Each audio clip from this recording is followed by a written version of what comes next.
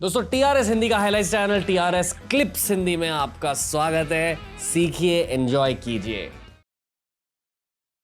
मैं भावनाओं के बारे में बात करना चाहूंगा, बिल्कुल। स्पिरिचुअल रेल्म से थोड़ा सा हटके। हाँ। ओके, मेरी पहली म्यूजिकल मेमोरी ये दिल दीवाना वो है। मेरी मम्मी से पूछा था कि ये कौन है, वो शाहरुख खान थे पहले, एंड शायद वो गाना मैंने बचपन में सबसे ज्यादा सुना मेरी लाइफ में। फिर मैं सारे गाँव पाव भी देखता था। फिर मैंने उस समय सारे गामा था वो, उस समय वो सारे गामा देखता। आप होस्ट थे। That's my first memory of you. These two things are my first memory of you.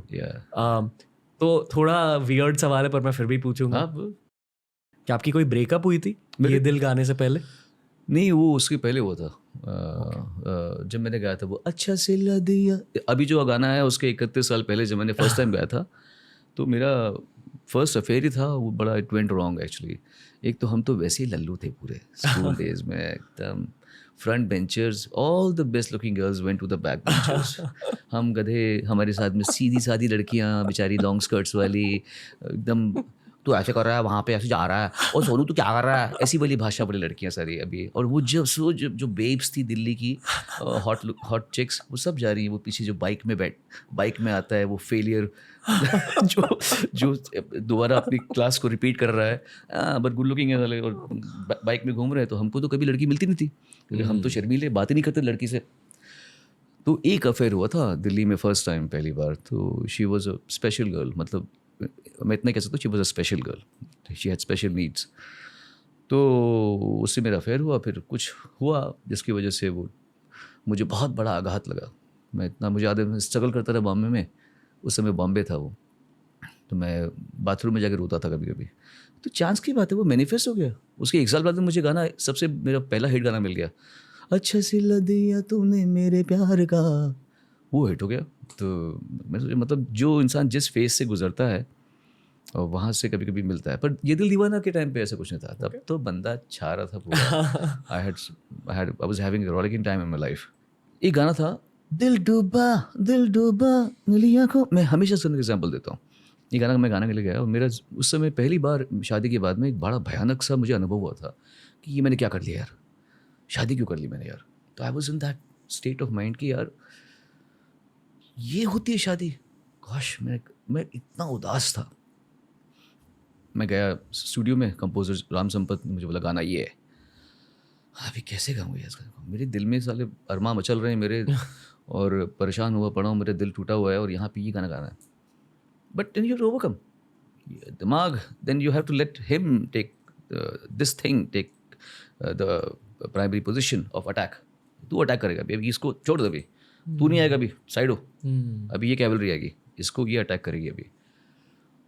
तो मेरे साथ में ऐसा तो नहीं हुआ कि ये दिल दीवाना गाते वक्त मैंने उल्टा, इनफैक्ट ये दिल दीवाना जब मैं गा रहा था तो मैं फ्लाइंग किक्स मारा था और मैं जंप कर रहा था, because I wanted the energy in me. ये दिल, क्योंकि मैं उससे बेहतर संदेश आते हैं हमें तड़पाते हैं, तब मैं वो गा रहा था उसे। मुझे पहली बार गाना मिला जिसमें थोड़ा सा एक ये बीच बज रही है और मुझे गाना मिला है।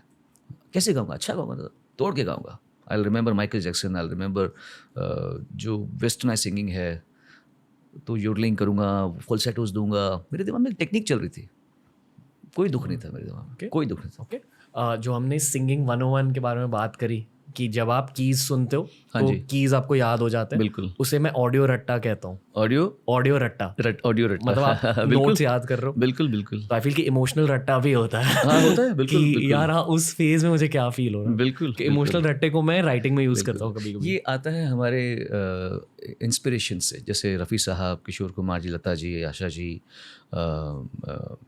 अपना मुकेश जी, हेमंत कुमार जी, तरक महमूद जी, ये तो इंडिया के हमारे ग्रेट, जो गीता दत्त जी, इनसे हमने बहुत, सहगल साहब, इनको। फिर उसके बाद में हमने जॉर्ज माइकल सुना, जो थोड़ा लेट आया ज़िंदगी में, 9 में आया। माइकल जैक्सन आया थोड़ा सा, फिर जॉर्ज बेंसन आया, जो उस समय हम जिन गानों को अफोर्ड कर सकते। अब इतना ये तो था नहीं जितना हम अभी देख रहे सोशल मीडिया। तो जो हमें मिलता था मैं उसको ले लेता था अपने दिल में। तो उन सब का असिमिलेट करके फीलिंग कि ये गाने में मैं किसका एलिमेंट जो है मैं डाल सकता हूँ, बिकॉज हर कोई भी इंसान ओरिजिनल होना क्लेम नहीं कर सकता। देखिए, हम अपने माँ बाप की कॉपी हैं यार, हम तो पैदा ही हुए हैं एज अ कॉपी, मतलब तो हम ओरिजिनलिटी, हर इंसान को कुछ ना कुछ पहले मिलता है, फिर वो उसमें अपना तड़का लगा के आगे पेश करता है, फिर वो जनरेशन लेती है, उससे कुछ एलिमेंट लेगी, फिर वो अपना तड़का लगाएगी, अपने रेसिपी बनाएगी। यही होता है लाइफ में, दुनिया में ये होता है 100%। हर इंसान का। तो हमने भी लोगों से सुना, जितना, इसलिए मैं बोलता हूँ ज़्यादा सुनो, जज मत करो ये बेटर है वो कम है, ऐसा सुनो। सब उस्ताद है तुम्हारे, छोटे बड़े कच्चा, सीखो।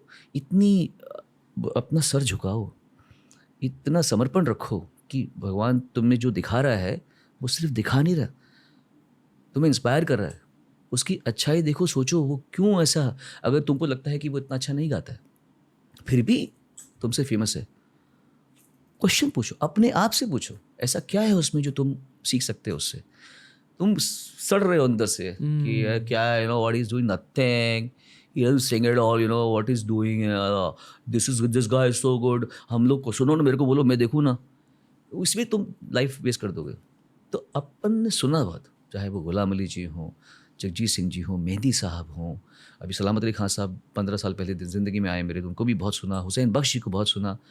सुनो हरिहरन जी, सुरेश वाडकर जी को सुन के उनके गज़लों को play pause rewind, play pause rewind, play pause rewind, ये करके हमने किया हुआ है कैसेट्स के ज़माने में।